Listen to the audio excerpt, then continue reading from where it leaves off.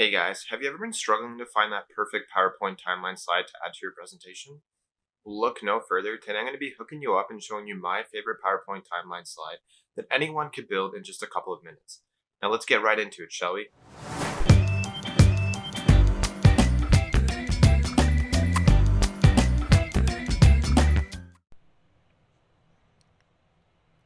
As you can see, PowerPoint has many ways you can build timeline slides. Now in this tutorial, I'm going to be showing you a template that gives you some flexibility depending on how much or how little detail you want to display to your audience. I also recommend using this timeline if you have to display overlapping activities or project phases. In my opinion, this is one of the most creative and clean ways to accomplish this, and don't worry, it's very, very, very easy.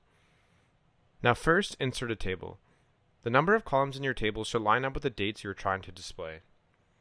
For example, if you want to show months, insert 12 months to line up with the calendar year. In this video, I'll be displaying 12 months over 4 quarters to give the audience 2 timeline measurements that they can see.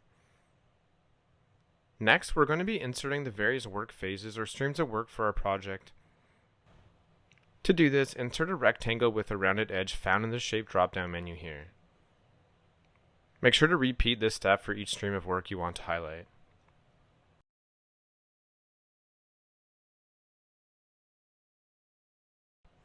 Now to keep the streams of work separate, make sure the shapes in each stream of work are the same color.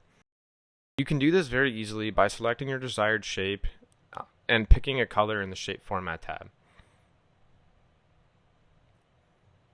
In this next step, make sure to label each stream of work by typing in your desired text in the shapes. For example, in this video, I'll be highlighting 3 different generic streams of work, including research and analysis, product development, and stakeholder consultation.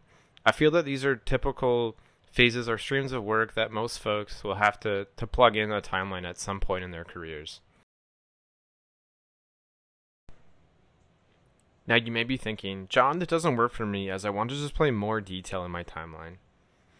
All we need to do is insert a green triangle under each activity we want to highlight. Now to do this, select the triangle shape from the drop-down menu. Next, copy as many triangles as you like. After all your triangles are lined up, insert a text box with a description for each activity. Now that's it. As you can see, in just a few minutes, we were able to build a simple timeline slide that I hope you'll be able to use in your everyday work.